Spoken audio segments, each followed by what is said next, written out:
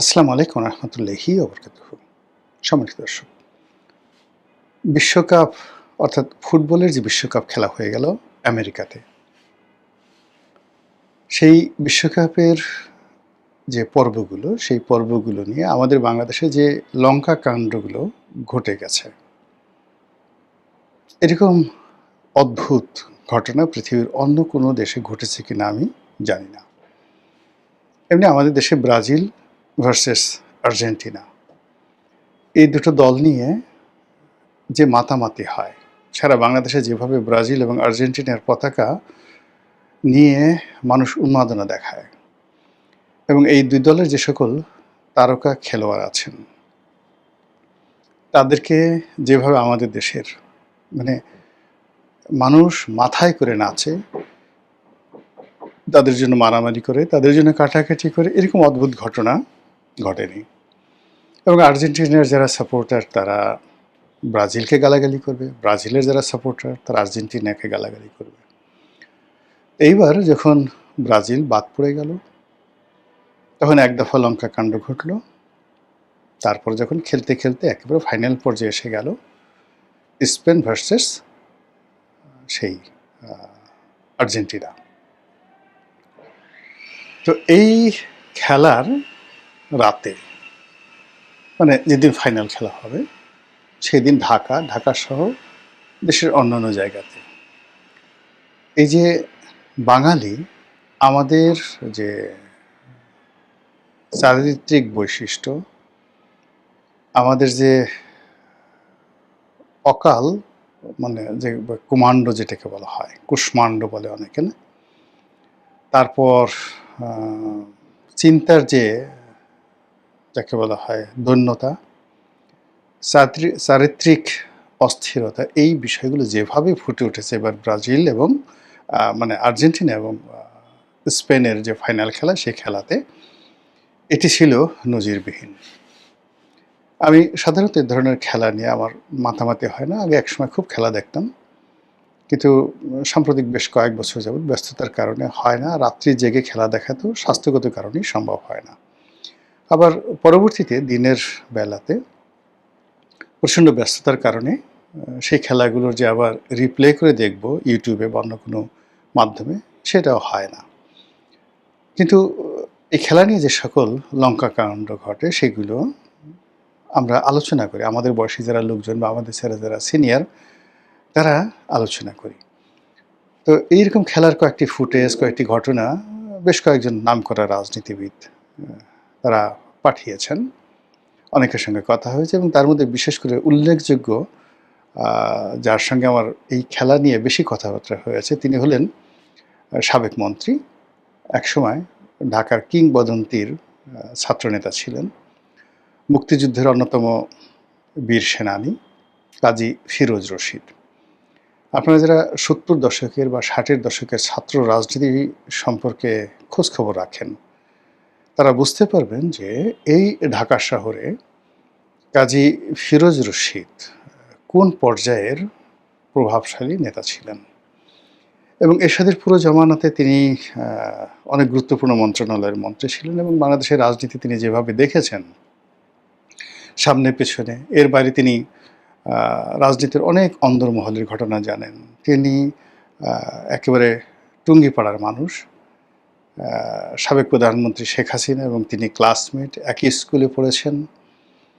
তারপরে তাদের মধ্যে সম্পর্কটা যখন স্কুলে পড়তেন, তুমি সম্পর্ক, যখন শেখ হাসিনা কলেজে পড়তেন, তো সম্পর্কটা এতটা পারিবারিক যে অনেক সময় কাজী ফিরোজ রশিদ তার একটা ভ্যাসপা ছিল, সেটাতে করে সাবেক প্রধানমন্ত্রীকে তিনি ইডেন কলেজে পৌঁছে দিতেন। এইরকম।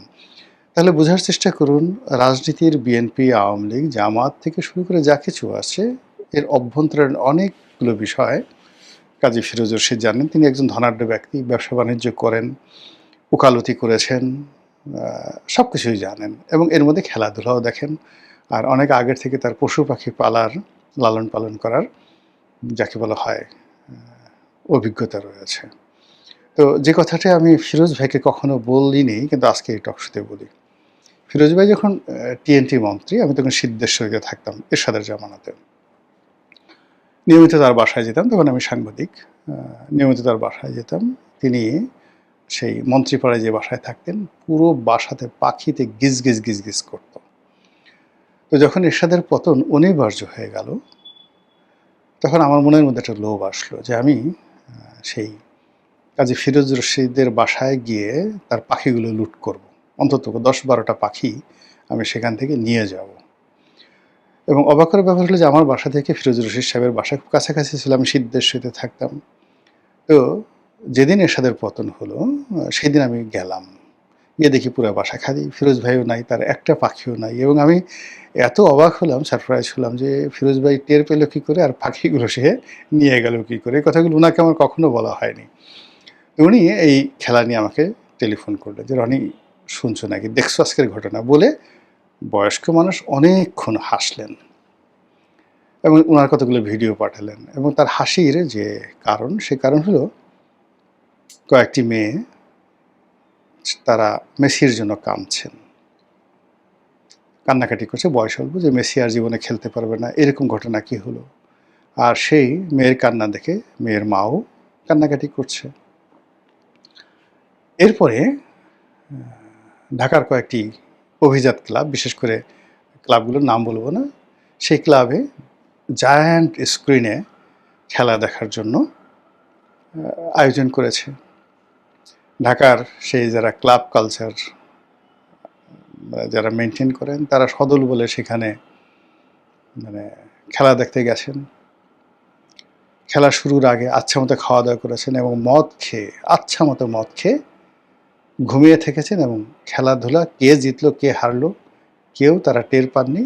সকাল 8টা-9টার পরে তাদের ঘুম ভেঙেছে এবং তারা যে যেখানে, কেউ সুপার উপর শুয়ে পড়েছে, কেউ ফ্লোরে শুয়ে পড়েছে, ওদিকে খেলা হয়ে গেছে। অথচ খেলা দেখার জন্যই কিন্তু তারা ক্লাবে গেছেন, কিন্তু খেলা না দেখে মদ, ফুর্তি, আনন্দ, নাচানাচি এগুলো করে কোন ফাঁকে যে কে বমি করেছে, কে কাপড় চোপড় নষ্ট করেছে, কে শুয়ে পড়েছে। এবং সে পুরো ক্লাবের পরিবেশ এতটা খারাপ করেছে যে কোনো ভদ্রলোক সেই ক্লাবে গিয়ে, 5 স্টার ক্লাব, খুব নাম করা ক্লাব, সেই ক্লাবে গিয়ে যে দুটো ডাল ভাত খাবেন বা কোনো একটা অনুষ্ঠান করবেন, সেই অবস্থা এই খেলার দিন ছিল না।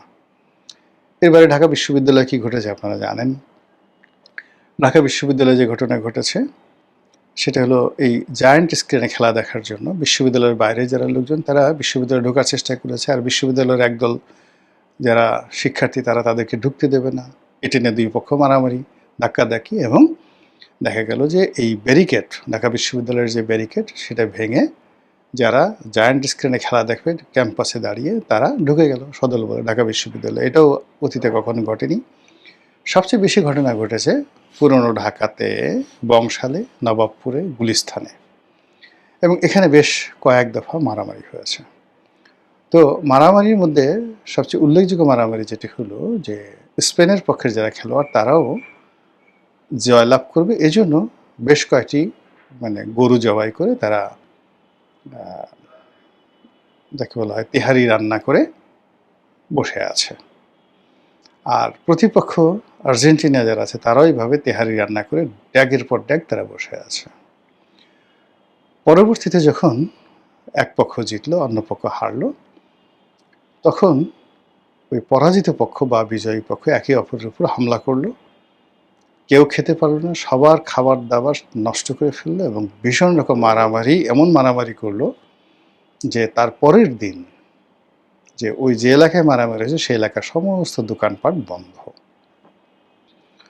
এখন জনাব কাজী ফিরোজ রশিদ তিনি বলছিলেন যে এমনি এক দোকানদার, বড় দোকানদার, বেশ বড় ব্যবসায়ী, তো তার দোকান থেকে তিনি কিছু মালামাল কিনেন। তাকে ফোন দিয়েছে, সে বলে যে ভাই আজকে তো দোকান খোলা যাবে না, দোকান বন্ধ আমাদের এলাকাতে। কেন বন্ধ? বলে এরকম কালকে রাতে এরকম খেলাধুলা করে মারামারি করছে। সেই মারামারি করার পরে এখন প্রতিটা দোকানের নাম হয়ে গেছে, এটা আর্জেন্টিনার দোকান আর এটা স্পেনের দোকান। এই জন্য দুই পক্ষই ভয়ে দোকানপাট বন্ধ রেখেছে পরিস্থিতি ঠান্ডা না হওয়া পর্যন্ত। এখন যদি আমরা কোনো কারণে দোকান খুলি, প্রতিপক্ষ এসে দোকান লুট করবে। কাজে এই অবস্থা আমি আপনার কাছে মালামাল বিক্রি করতে পারবো না। তো অনেক রিকোয়েস্ট করার পরে সে রাজি হলো যে পিছনের শাটার খুলে বা মানে দরজা খুলে কোনোমতে গোপনে কিছু মাল তাকে দেওয়ার জন্য। বিকজ যে আইটেমগুলো কাজী ফিরোজ রশিদ সাহেব চাচ্ছিলেন এগুলো খুব গুরুত্বপূর্ণ ছিল। তো এই হলো মানে ঢাকার বাস্তব চিত্র, সারা দেশের বাস্তব চিত্র। এবং এই যে আমেরিকাতে খেলা হচ্ছে এবং সেখানে স্পেনের দল খেলছে, আর্জেন্টিনার দল খেলছে, তাদের নিজ দেশে এটা নিয়ে কোনো উদ্বেগ উৎকণ্ঠা নেই। কিন্তু আমরা পরের ধনে পোদ্দারি করার জন্য যেভাবে একের পর এক কাণ্ড ঘটাচ্ছি, কারখানা ঘটাচ্ছি, আমাদের দেশের নব্যধনী, মধ্যবিত্ত বা আমাদের দেশের তরুণ সমাজ যেভাবে এই সকল খেলাধুলা নিয়ে যে উন্মাদনা দেখাচ্ছে, এতে করে আমাদের যে বৈশিষ্ট্য, আমাদের যে গোল, আলটিমেট যে ন্যাশনাল গোল, আমরা যেখানে কাঙ্ক্ষিত মাকামে যাব, দেশের উন্নয়নের জন্য কোনো কাজকর্ম করব, নিজেদের আত্মপরিচয় আমরা তুলে ধরব, সেই জায়গাগুলো ক্রমশ মুখ থুবড়ে পড়ে আমরা মানে এখন আমাদের যে পরিচয়, জাতীয় পরিচয়, অনেকে অভিযোগ করেছে একসময় আমরা উগান্ডাকে নিয়ে, বুরুন্ডিকে নিয়ে, সিয়েরা লিওনকে নিয়ে ঠাট্টা মশকরা করতাম। অবাক করার ব্যাপার হলো যে গ্লোবাল স্ট্যান্ডার্ডে এই সকল দেশ এখন আমাদের সাথে অনেক অনেক গুণ এগিয়ে আছে। আর আমরা এমনভাবে মুখ থুবড়ে পড়েছি, পিছিয়ে গিয়েছি, এখন বাংলাদেশের সাথে আসলে তুলনা করার মতো কোনো দেশ নেই। এই অবস্থায় যারা বিজয়ী হলো স্পেন, তারা যদি জানে যে বাংলাদেশে তাদেরকে নিয়ে এইরকম ঘটনা ঘটেছে, বা যারা পরাজিত হলেন তারাও যদি জানে যে বাংলাদেশে তাদেরকে নিয়ে এই ঘটনা ঘটেছেন,